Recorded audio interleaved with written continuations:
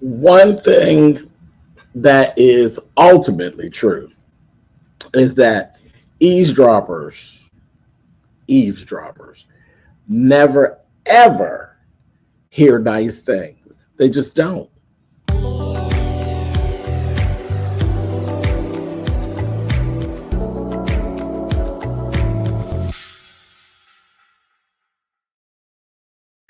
Hey guys, thanks so much for clicking on the video. This is my review for Real Housewives of Atlanta.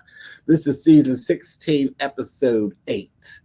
And like I said, eavesdroppers don't ever hear nice things. That's just the way it is, because you're listening to something that folks ain't even talking to you. They're not even talking to you, and you're trying to get something. You're being nosy, and you're going to get just what it is that you are seeking. You're going to get something. Let's just go into this, and we'll get to that. Trust me. What's up, Kevin? We will definitely get to it. First thing is first. There was plenty opportunities for Drew to not show up. That's that. So, me personally, from the very beginning, I was like, listen, whatever Drew gets is what Drew gets, because Drew had plenty of time to make a correct decision not to actually end up there. She was a whole day late, not a few hours, she's a whole day late, and can't nobody convince me that her and Angela did not talk at all about what happened the day before. So she had plenty of time to not show up. Plenty of time.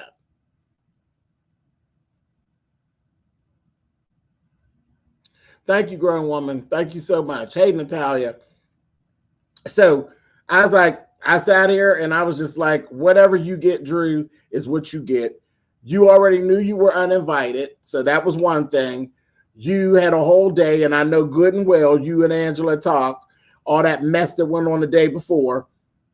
You still want to be in attendance, you're going to get whatever it is you get. Okay? Then she got there, and Drew was still acting as though she didn't owe Porsha nothing. Acting like she was all in the right. How you in the right showing up somewhere where somebody ain't featuring you as a plus one, and the person that you the plus one to was just barely there? Like, I'm like, girl, you doing a whole bunch. So whatever happens, Drew, is all on you. You know, I ain't never been really team Porsha. But at this point, y'all are doing the most. It's her birthday. Why does she want to hang out with somebody that she ain't featuring for her birthday? Why does she want to hang out with somebody who she feels may be messing around with her baby's dad? Nobody want to hang out with your baby's dad's piece. Ain't nobody got time for that. But anyway, so that was that. Then we saw a little scene with Shamia, and she was actually having a moment. The baby's sick back at the house, and they were FaceTiming. They were at the doctor's. The baby was real congested and stuff. So she was actually sitting there, and I'm sure that was like a whole lot, because, you know, you can't do nothing when you're actually there with the baby. But being miles and miles and miles away, that's kind of rough. And then it kind of threw her from there, and it spiraled into another situation where she got a text on her phone from a lady, where this we actually kind of revisited an old episode from quite a few years back, where Cynthia's mom and Shamia shared their domestic violence stories. And I remember that show. Naturally, you know, I've been watching this ever since it's been in existence. That was a rough show. That was a rough show, because I remember even doing my review on it and all of that. That show was rough. So it was like a whole thing of like literally revisiting that. You know, domestic violence is just not. It's not really a good thing. It's really not. You know, it doesn't matter whether you're male, whether you're female. Nobody actually wins in that. Nobody wins in that. We have a YouTuber that has actually perished. So I want to say shout outs to Lips. Lips was a mukbanger who I'm gonna do a separate video and I'll talk about Lips. But Lips was like a ray of sunshine on YouTube in the mukbang community. Had the most beautiful big smile, and he is actually no longer with us. And we found that it's actually due to allegedly some domestic violence. So it was kind of weird that we actually ran into this too. So I was even kind of like, oh, when we got to this scene, it was a little bit rough. So I kind of seen where Shamia was kind of spiraling, and she kind of, her emotions got the best of her a little bit. They were on their way to an event, and her emotions just, well, sometimes it'll just well up on you. So that was a little scene. I was like, I can't say it wasn't a bad scene. It was a good scene because it's actually reality. That's one of the few reality moments that we end up catching on these shows. So that was that. Felt kind of bad for Shamia. But the girls were separated up into two groups. And the first girls, which was Porsha, Shamia, and Kelly, they went to Coyote Uglies. Now that's where I'd have wanted to go. The other girls went to a whiskey tasting, which was cool too. But Coyote Uglies, that's where the fun's at. And that was all the fun girls went to. Hell, Kelly had on a see-through blouse with pasties. She was perfectly dressed for where she was going. Baby, they was in there standing on the bar, dancing, sitting on the bar, doing shots with no hands, deep throating shots, pouring shots in each other's mouth, and doing all the lesbian fused things that they do. You know how they do. Listen, I said it. I ain't taking it back. That's a whole lot of times they do things that are so homoerotic with one another. I don't know. I just be like, okay, y'all, go for it, honey. Listen, I sit on the rainbow. I got a whole seat on the rainbow. Y'all do what y'all do, honey. It's grown people's fun. Do what y'all do. But I would have wanted to be at the Coyote Ugly. That's what they were doing. They were having a good time. That looked like a good time. And there was only 3 of them. But they had a good time. Over there, group 2. See, I wouldn't have wanted to be over there. That was Drew, Cynthia, Angela, and Britt. That little group over there, I know Cynthia was mad, baby, because Cynthia wants to be with the young girls that's having a good time. Okay? You say the lesbian knob was turned up, wasn't it? Baby, listen, Blaze, they sleeping in the bed, touching each other's titties. And I'd be like, child, y'all really be carrying. But, whatever. It is what it is. Okay, whatever. I'm very much gay. I don't be doing that with. I think that's just a girl thing. I don't know, because I don't be laying in the bed with and feeling all on other men that I'm not involved with. Like, I don't do that. Like, I don't know what that is. Like, I'm not. When I'm with my group of friends, they ain't exposing themselves and sticking their stuff in each other's face, and that's just girls. Girl, go for it. Knock it out the box. But I just laugh. I always laugh, and I'm like, I think it's a prerequisite to reality TV that you got to be at least part-time that way.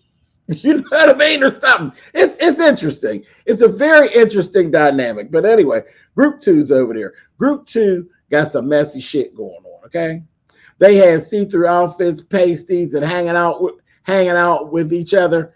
Very lesbian to me, and I am bisexual. That's what it gets. It's like, I think that I can't imagine like my mom and my aunties and stuff hanging out, and one of them show up with their boobs all exposed, or you got a skirt with a slit so high that your panties is showing.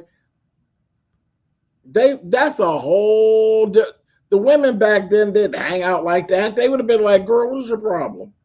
You feeling okay, bitch?" You know what I mean? So I don't know what that is, but hey, it is what it is. is. Let's go over here, group two. So Britt This Brit, honey, I don't know what y'all gonna do with her.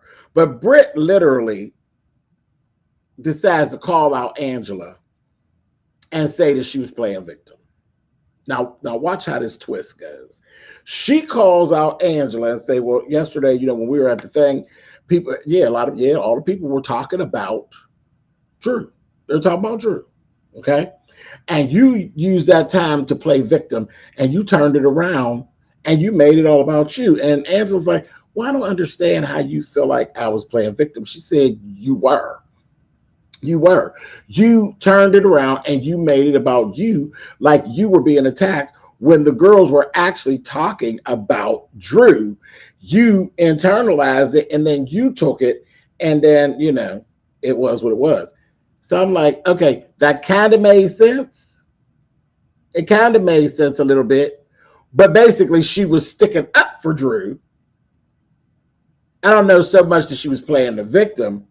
She actually did become the victim of the darts that were being thrown because you wanted to sit in the paint for Drew. So it was what it was. But I don't know if I agree with that she was playing the victim. But before I could even process that thought real good, I looked and I said, well, wait a minute, damn it, Britt.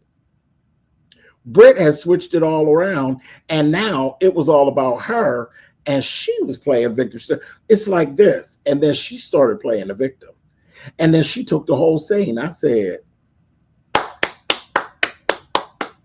bravo, Britt, bravo, because you just took that whole scene and made it about you while you sat there and you played victim. She took them all the way back to that little luncheon about how she was victimized and how they were judging her when they came up in the way she came. And she went to crying and the whole... I just looked at her. I said, baby, y'all got a piece of work there with that Britt Edie, honey. She is a piece of work. If she's not being overly aggressive, she's crying and bawling and literally making things about her. In some other circumstances, she would be really, really good. Really, really good for something. But I think that she needs... It's not Real Housewives. It's not Real Housewives. She would do better on Love and Hip Hop. And then on Love and Hip Hop, they would give her exactly what she needs. They will beat her ass. So she really needs to find her way. Look, and put her in Miami.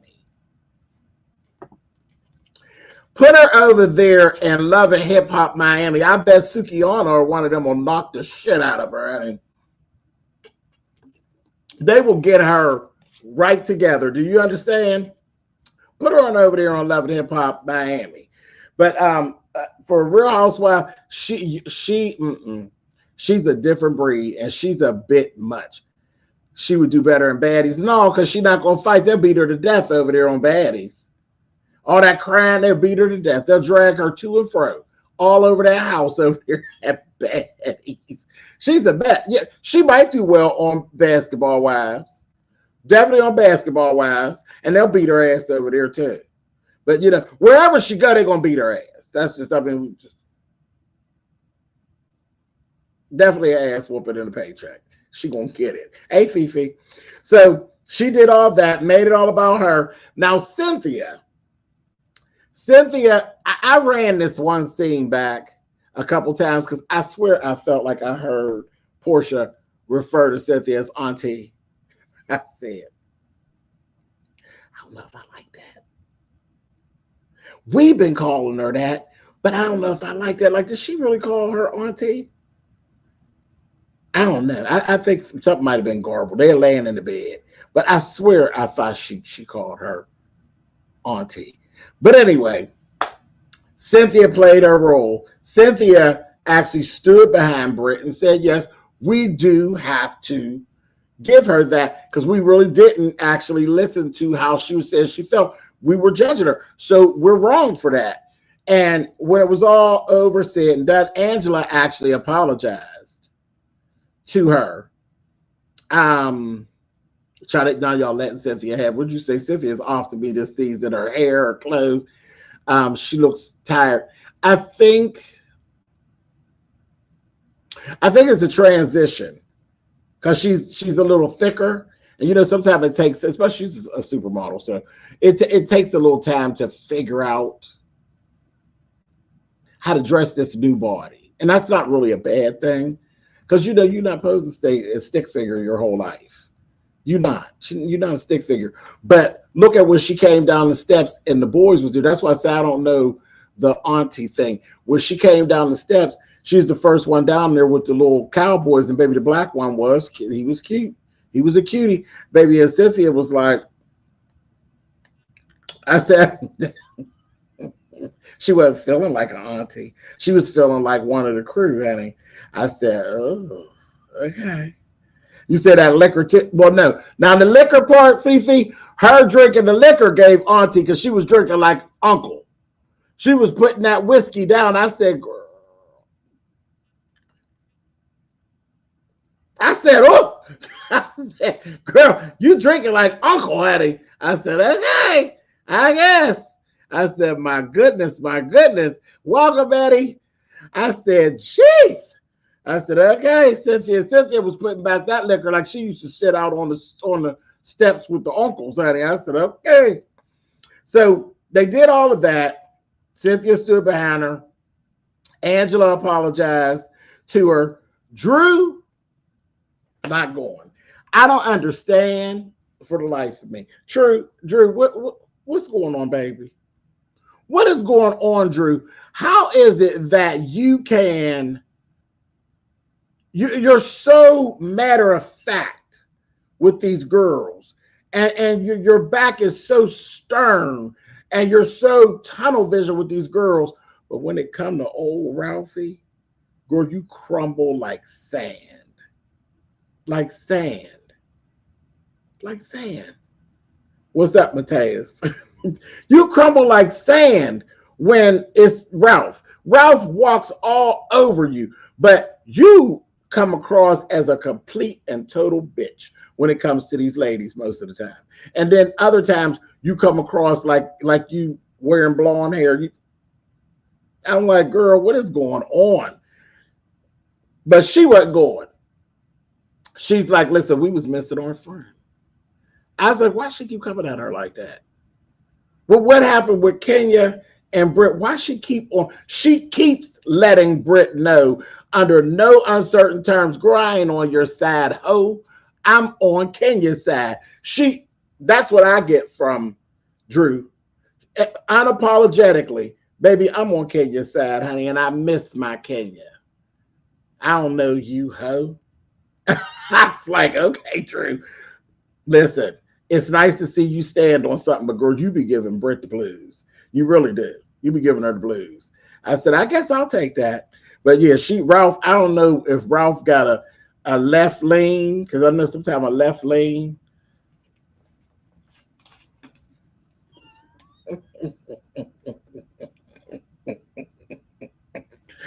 Oh, Ralphie. Ralph got something. Ralph got something over Drew. He got something over Drew. I don't know. You say because Britt keeps playing victim. The ones who play the victim are the ones who cause the most damage. I'm seeing a whole bunch of it. Spiffy, what's up? How you? Now I looked over to the left. Listen. That left hook will have you a lapse in your judgment. A left hook give you a lapse in your judgment sometimes. Now they go back to the house and they was just drunk. Both groups of ladies, they just tore up. They was really going up in there to take them a disco nap, and they looked like they needed it. But listen, they said old Britt was a lightweight. She was tipping going back in the house. You hear me? You say Ralph is cute. Come lay in my basement. But come on for the basement. Yeah, they was taking this. Listen, you know I'm of a certain age, Matash. Listen, I can tell you stories about a disco nap. Old disco nap. Sometimes you need that so you can move on to the next thing. I be needing that surge. Like as soon as I could just let me get this out, I'll be able to get dressed and we can hit it to the next spot, baby. That's what it is. They're having this dinner. They'll have this here little dinner. Like I said, Cynthia, the first one down the steps, see the little cowboy. She's like, oh, Auntie was woke. She was woke right back up, baby, with her little suit on. I said, okay. Porsha, all the girls come down. They all had these provocative outfits, you know, dressed like they dressed. Everybody looking good, feeling good. The energy was really, really up. Porsha came down the steps, and I looked at Porsha. She was in solid black, head to toe, hair bone straight. I said, okay. I said, all right. And I looked at her and I said, da-da-da-dum, da-da-da-dum, da-da-da-dum, da-da-da-dum, da-da-da-dum. She was giving every bit of it. Face was just a stone. I said, what is going on? Creepy and kooky, honey. They said, what's wrong? She's like, oh, nothing. She done found out about Drew. Somebody made a phone call. You know, there's always somebody carrying that goddamn bad news. Gave her the phone call telling her, oh, I seen Drew filming with the show with Dennis. Eddie, stop it. Tell me all they needed was Kelly's dog, Algonquin, honey. Yes, indeed. That a little ugly dog, a little mangy dog, honey. I said, Lord have mercy. But she was pissed. She already told him. And then I kind of laughed at that when they ran it back. She said, me and Dennis, we have an understanding. No, you and Dennis don't have an understanding. You told Dennis flat out, if you film with that hoe every time you do, we're going to have problems. It's going to be a problem. You have an understanding. Dennis is doing what Dennis wants to do. And you are holding up your end of the bargain. I said, okay, girl. She was so evil. So evil. And Shamia and them was like, this is Gary. She gonna say, girl, do I need to drive the getaway car? I said, it look like that way. So she was out there, and I'm like, this is actually your birthday. This is terrible. She was evil, and it was very obvious. Now, they get out there to the table, and I thought they was gonna play with the little, you know, the little cowboys a little bit, but no. Old mean ass Wednesday Addams was like, no, we're going outside. They went outside. They did some line dancing. They couldn't dance. Shamia looked like she was in a class with some choreographer. I said, okay, Shamia, simmer down. And the rest of them was just having some fun, like how dancing is supposed to be. It's supposed to be fun. Karaoke and line dancing are really for people who are not professional dancers, not professional singers. It's supposed to be for fun.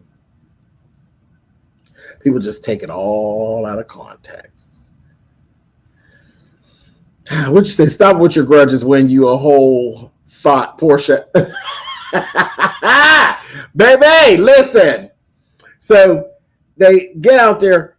Angela, I don't know why Angela does. I said, Angela, I can see it's going to be with me and you. I'm going to like you one episode and there's going to be another episode when I don't care for you. That's just the way it's going to be. It's going to be like me and Kenya again. Yay. So Angela decides to revert all the way back. Angela go back to, no, I don't really, you know, because Britt wanted to play. This is my scene now. I want to relive what I lived this afternoon, and I want the rest of you all to bow down to me. And she's like, well, go ahead, Angela. Tell them what we resolved. Because she said, we resolved some things earlier. So go ahead, Angela. Tell them what we resolved. Angela was like, girl, I'm not about to kiss your ass again. Not twice in one day. I was with Angela on that. But then Angela said, girl, I don't really know what it was that I really apologized to you about. I was like, that was messy as hell. That was messy as hell. I said, Angela, that was messy as hell. She gave her very much a, girl, I said it, but I ain't mean it, bitch. What are you talking about? So I was like, that was shady. So she did that. But then I didn't understand why she took it and flipped it on its side and said, well, you know, when we were getting things out, you know, the one that got it really all started really was Kelly. I said, Kelly? I said, wait. Kelly was like, See, Kelly know Angela. Kelly was like, I'm not going down that road with you now. I'm doing good. I'm getting along with these crazy ass women, and I'm not even trying to get into all that. She's like, we going. see her going there. She said, I want to go back to the question that she got because, Porsha, you never answered Kelly's question. And it went back to the why is she still that woman's husband? I said, what the hell is that? Like, what the hell was that? I didn't get it. I said, Angela, what was that? Now you got what you wanted. You got what you wanted. You got your girl Drew here. You just clowned Britt. Why you do that to Porsha? Do you not? You don't really like Porsha for real. So she do that. But then Porsha came through, and I see y'all in the chat. So, oh yeah, Angela, I like Angela. But Angela got done. Angela got done. She did. And no, she not no punk because she flat out started that trouble. But Angela got her whole face cracked when Porsha just sat there and gave it. Because I was waiting on Porsha to do the Porsha and get to screaming and hollering and doing the moves. She didn't do none of that. She was cool as a cucumber.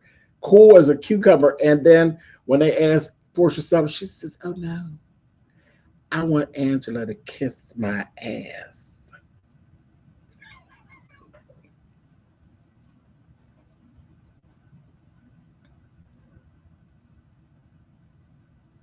Winner, winner, chicken dinner.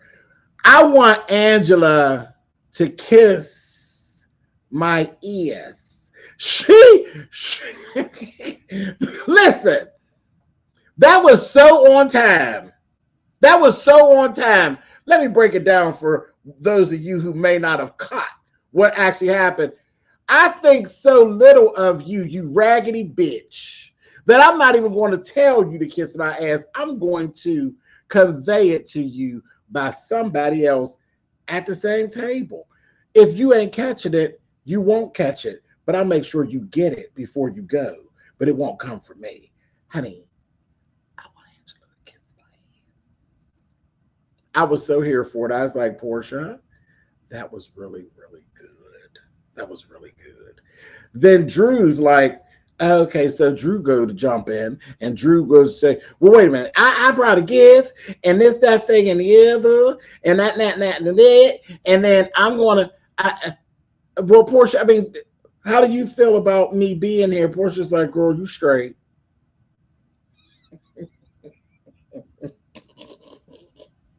Now, with that, I didn't feel like Porsha was really, she didn't really do Drew. She didn't. She didn't do Drew right there. She basically let Drew know, I'm letting you live, bitch. Now go on now while I'm letting you live. And then Drew would act as stupid.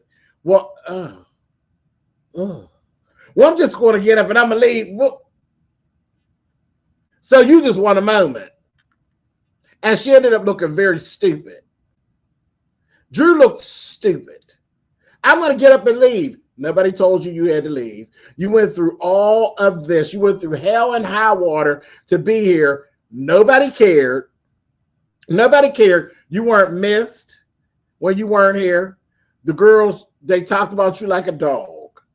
They talked about you like a dog when you weren't here. They had a good time with you. They didn't care nothing about you. Nobody cared about you. Drew tried to create a moment and it didn't even go over. I'm just going to go. I don't have to be. I'm just going. Porsha still sitting there. Wouldn't even give it to her. I was like, perfect. The only thing I didn't like, I said, Porsha, what you getting up for? Because you should have considered your dinner at that point. I'd have sat there and had my dinner and had my fun with my friends. And I would have sat there with Angela ready to kiss my ass. And I was like, why you leave? Then she gets up and she goes ahead and leave. That was stupid to me. But Drew, everything was a bust. Everything was a bust because you thought you was really turning it. You thought you were really turning it, and you got there and you really realized that didn't nobody really care. Girl, bye. Cynthia went up and talked to Porsha. Cynthia and Porsha had a little talk. This is the part I told y'all where I had to kind of run it back because I was like, wait a minute, did I just hear her call her auntie? But they're talking, and she was telling her, you're good. I know you got a lot going on, all of the bull crap that we really don't care much about, but it was a nice moment between the two of them. And you really did get to see what role Cynthia is playing. She truly is a friend to the show. I was like, I don't know how I feel about that. I don't know how I feel about that. I don't know how I would feel about going from a peach holder to literally a friend of the show when I didn't really do anything. I don't know. I don't know how I would feel. And it's like, there's really no reason for you being there. I just was like, okay, cool, no problem. Then she had on that old goddamn onesie. I said, what the hell? Then she gonna say, you want to pray? Drunker than Cooter Brown. Pray about what? Pray for to be sober? I said, child. It's a whole mess. A mess. Anyway, then they redressed, went downstairs, and they put on their cute little bathing suits, and they went to doing their little lesbian thing again. They shaking their titties and bouncing their butts and, doing all the things that they do, doing the things and the things and the things, and then jumping in the water and carrying on. And I was like, okay, cool. Then this is where it shifted. The night's over. We seen Angela. Angela didn't come back down for the little pool thing because Angela didn't really care for the whole, I want Angela to kiss my ass. See, that kind of showed Angela's age, because these young women, you tell a young woman, "Oh, kiss my ass." That's some of their talk that they do. It was good. It was good. But at a certain age, kiss my ass is that's kind of rough. That kiss my ass will start. It started many a fights. Okay, so she was up there taking her makeup off, putting her bonnet on, and all that. She just wasn't dealing with the girls no more. Now, this is where I told y'all, eavesdroppers never hear nice things. The girls was down there having a good time. They didn't got rid of Drew.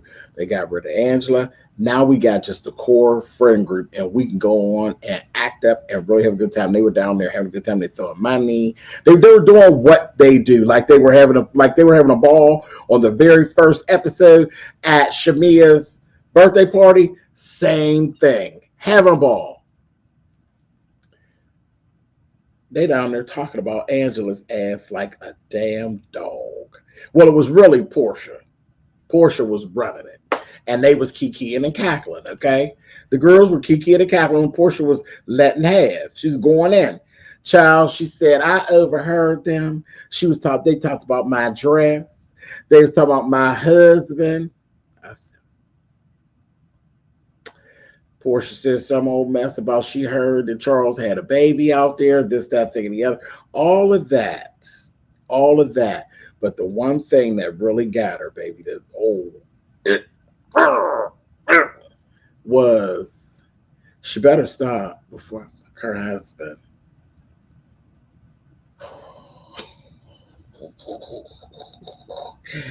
And here's the thing. You were recording them. Because production wasn't recording them. You were recording them, Angela. And then you got all the way in your feelings. You made yourself look crazy. You made yourself look crazy. It is funny, though, Kelsey. It is funny. You know why it's funny? Because why are you looking out the window recording somebody talking about you? You didn't want to be down there with them. You were done with the women. So anything that you hear after that, it is funny because you ain't had no business hearing it. You had no business hearing it. And the thing is, you fight your way, I fight my way. She just stated a fact. I will screw her husband. You know why it was funny and why it cut so deep? Because under no uncertain terms, Angela knows that Porsha will screw her husband. And you know why it really hurt? Because Angela knows that her husband will screw Porsha. So that's where the problem comes in at. That's why it's funny to me. It's funny to me because it was effective.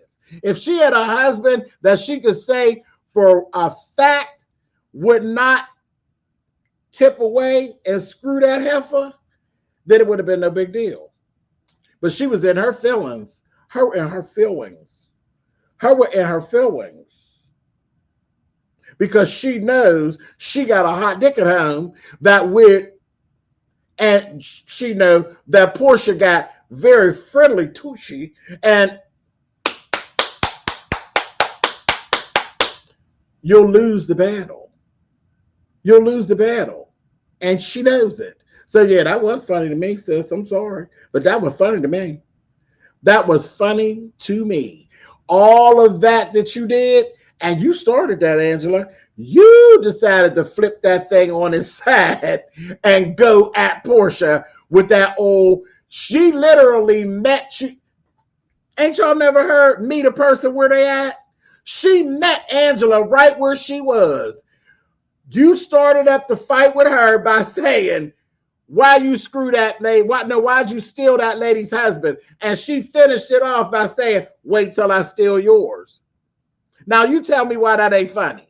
That's funny as hell. It's funny as hell. And the only other thing funnier is for her to get 3 more wedding dresses and carry it on and be walking down the aisle again like she did over at Fallon's house. Now, what she did to Fallon, I didn't think that was cute because Fallon didn't do nothing. What Fallon did, Fallon was guilty of trying to have a girlfriend circle, and one of them girlfriends stole her husband.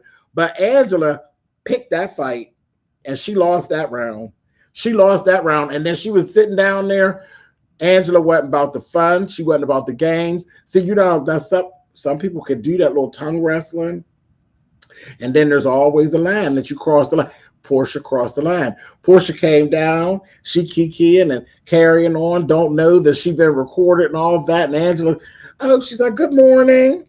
Because she felt good because she done talked about you like a damn dog. I'm going to laugh in your face that I done talked about you like a dog. She didn't know Angela had that hurt her.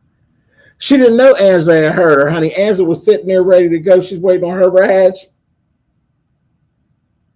I said, girl, you ready to go, huh? You ready to go home? You trying to hurry up and get to Charles, honey, so before Porsha gets to him. Child, when your insecurity is uncovered, it's a little bit much, and it is funny. She let her have it, honey. That old raggedy Charles, I ain't got no faith in Charles. I think Charles will stretch Porsha right on out, honey, and give her bang, bang, bang, bang, bang, bang, bang, honey. And Porsha got very, very friendly bottoms, honey. So, anyway, but she was ready to go and told Porsha, listen, I'm not going to be fake. And then she's mad.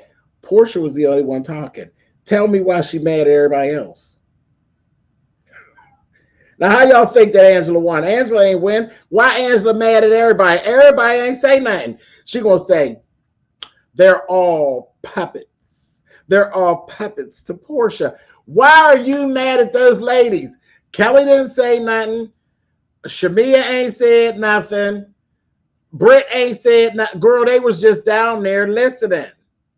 They're down there listening like you was up in the window listening. And again, I'm going to end this and I'm going to leave with what I said when I started. Eavesdroppers never hear nice thing. Close your ears and turn your phone off. Y'all have a good night.